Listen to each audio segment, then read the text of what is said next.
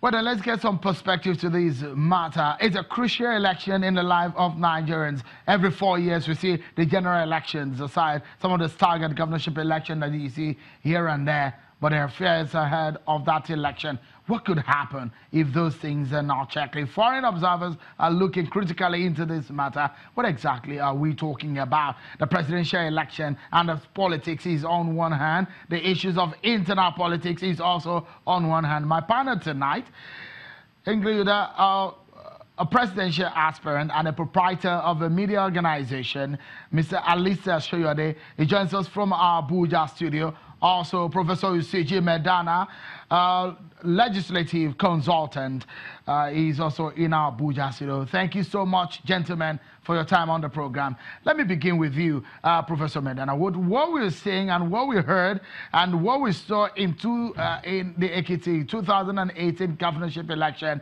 which ended last weekend, and what some of these foreign observers are looking at and are saying right now, their fears are that vote buying and the issues of insecurity may mar the elections if they are not checked. What are your fears?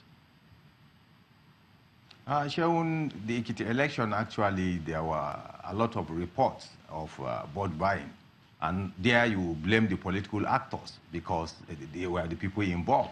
And if you talk about security, actually we can commend the security. I don't think that even a single person was lost in the entire election. You commend them for that. And even if we look at the pre-2015, there was similar fear that the election might not even hold. And it has been like that since 1999. The tension, you know, how our actors play their politics. So it's always like that. But I think there is an improvement. If we look at from Ondo, Anambra, now Ekiti, and I think there is a lot of improvement in the way and manner the security handle the issue because of the security threat assessment, the security conducted before the election.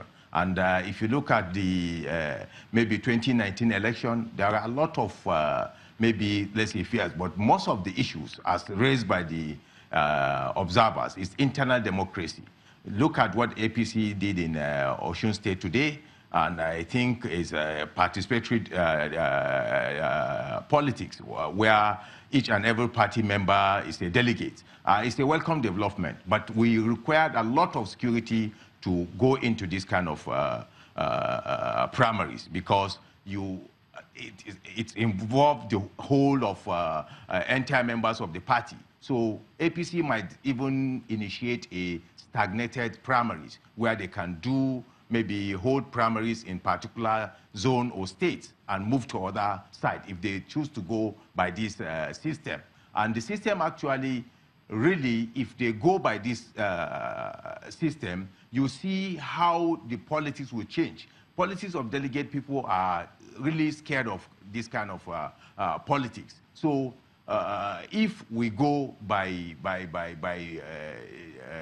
the analysis on the ground, the issue of internal democracy, the issue of let's say, political tolerance, and so on and so forth. Actually, the field, or the politics has just started, or the campaign has just started.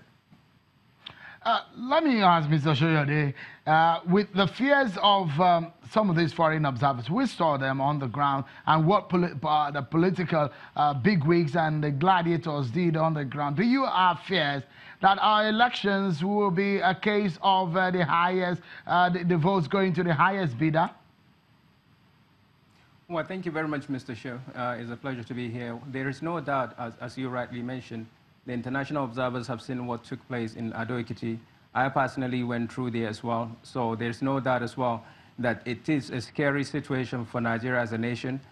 This is a systematic way of what people can tag as rigging in election in politics, in the sense that the highest bidder are buying and selling. But then again, you have to take into consideration that the electorate have never really have a good knowledge, a good understanding of their political right. Some of them are already hungry, and so they're just waiting for an opportunity for them to get whatever it is they can lay their hands on. But then one has to take into consideration as well that the position of INEC and the procedure where a party is found to be committing this kind of crime INEC really need to bounce on them to make sure that it doesn't happen. But it's a scary situation that going into 2019 that political parties that don't have money may not be able to actually sell their ideology, sell their policies, and allow the electorate to actually decide their fate in the coming election. One of the messages you mentioned is about 8% of people, about 8% has been shown that or sold their electoral mandate, and that means that the political parties or the big ones will be looking forward to gather more money into their kitty, waiting for the opportunity for them to go out and buy votes. But again, we have to make sure that they are not able to buy every person. And I think this is one thing that I'm now basically even trying to drive into the Nigerian electorate to say we should stand that we will not sell our vote. Our votes are not for sale for those who have their PVC, for those who have the opportunity to vote. If not, our dear country would be, rather than going up the ladder, will be going down the drain. For someone like you, Mr. Soyode, you want to be president of Nigeria, and with what you hear, the issues of vote buying, are you frustrated by that? There is no doubt I'm absolutely frustrated. I'm frustrated for the Nigerian people. I'm frustrated for the sake of my dear country, Nigeria, the most populous black nation in on the African continent, the #1 economy before. And right now, we are supposed to be leading the black race, not just the African race, not just Nigerian, but the black race around the world. That is the aim, and that should be the focus of Nigeria. If you remember, one of the former African leaders says, if Nigeria got her act right, every other person would be joyful. And for me, not having the capacity or the resources, the big money that we have seen being used to buy electorate from people, it is scary, it is frustrating. And we have ideologies, we have policies. Our elders are saying the younger generation should join the Nigerian politics, but then we don't have the capacity to match them for fun. My prayer is that the younger generation and even the elders who really want a better and a greater Nigeria will be able to key in among those who are able to offer their mandate, offer themselves to serve this dear country. We have the opportunity, we have the resources, we have the human capital. When you look at the nations of the world that are actually succeeding, you might mention China, India, what they have is population and human capital. Nigeria, without any doubt, are the most populous black nation here and this part of the world. We have that capital already. So it is frustrating if we cannot match them based on ideology, based on what we can offer, based on what we can do, rather than based on the size of our pockets. Professor Medana, as it stands right now, there are a lot of competitions coming for the ruling APC in 2019. And when the issues of vote buying comes into the fray, is as a result of, if I don't have the capacity here, maybe I can put some money to get a vote. But as it stands right now, with the coalition that we are hearing, over 30 political parties are coming together. Is it really a very big competition for the APC? Perhaps something they might lose their sleep over?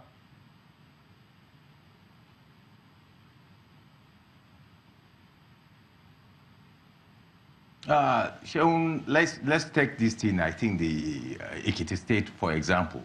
Ekiti State has been, let's say, the history of money politics in Ekiti State. Even before now, you know, the stomach infrastructure started from the Ekiti State. We all know. The governor, the outgoing governor introduced this thing, and I think that's why you see the people, I think they buy into it. But let's take what happened today. The primary election is just like the whole members of the party. We have not had the report of vote buying in the primary election in the Osun State. That means it's a peculiar to that very state where the governor introduced this kind of system. Now, if you take the political parties' alignment and collation, you see it happened in the pre-2015 election. We have seen so many political parties endorsing a candidate or political groups, a lot of things. Some of them doesn't even control a ward or a constituency. So some of them want to belong to, or some of them, they are political jobbers. They just want to be part of you, to collect money, or to say that I'm going to campaign for you. But if you look at the politics, you have seen what happened yesterday between the president and the president of the Senate. It's negotiation and counter-negotiation. That is what politics is all about. Let me pause you for a moment, Professor.